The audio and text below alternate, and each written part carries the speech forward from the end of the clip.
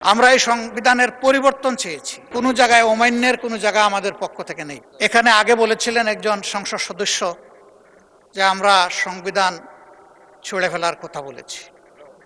এই মহান সংসদকে সাক্ষী রেখে বলছি, আমাদের কেউ কখনো এই কথা বলে নাই।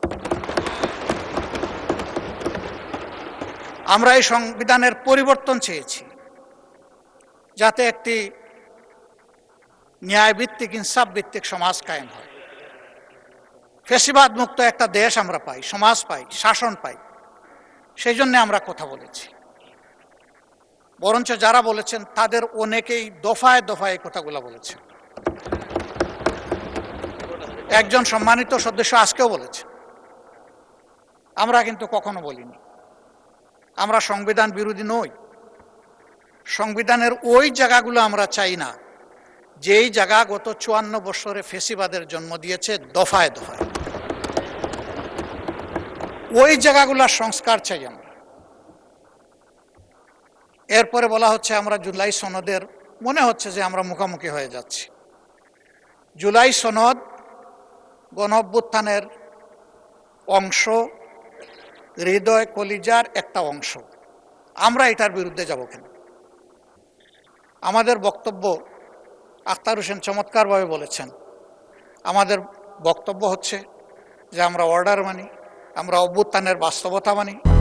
200-র বেশি সার্ভিস ও ফিচারে লেনদেনের সব বিকাশ অ্যাপে সম্ভব। আমরা গণভোট মানি, আমরা গণভোটের মাধ্যমে যে সংস্কার পরিষদ হওয়ার কথা তা মানি, আমরা প্রয়োজন ক্ষেত্রে সংবিধানের সংশোধন মানি, আমরা জুলাই সনদ সুন্দরভাবে বাস্তবায়নের বিষয়টা মানি। এই কোনো জায়গায় অমান্যের কোনো জায়গা আমাদের পক্ষ থেকে নেই।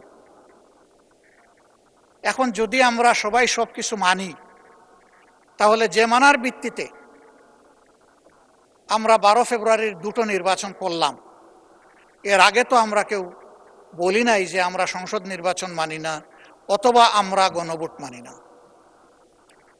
এখানে যারা আজকে আমরা আছি এই সংসদের ভিতরে, মহান সংসদে, তারা সকলেই গণভোট এবং গণভোটের হার পক্ষে কথা বলেছি। এখন আজকে আমি পয়েন্ট অফ অর্ডারে দাঁড়িয়ে জানতে চেয়েছিলাম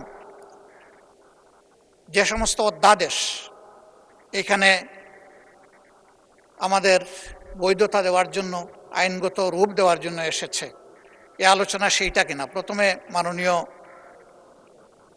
আইনমন্ত্রী বলেছিলেন না এটা সেইটা না, পরে বলেছেন না এটা এটাই। এরপরে আমরা আসলে সামনে পর্যাপ্ত কোনো কাগজ পাইলাম না, আমরা কোনো মত দিতে পারলাম না। এখন যে ব্যাপারে আমরা কোনো কাগজপত্র পাইলাম না, মত দিতে পারলাম না, এই সিদ্ধান্তগুলোর হাসর কি হবে আমি বুঝতে পারছি না। আমরা তো পার্টিসিপেটই করতে পারলাম না।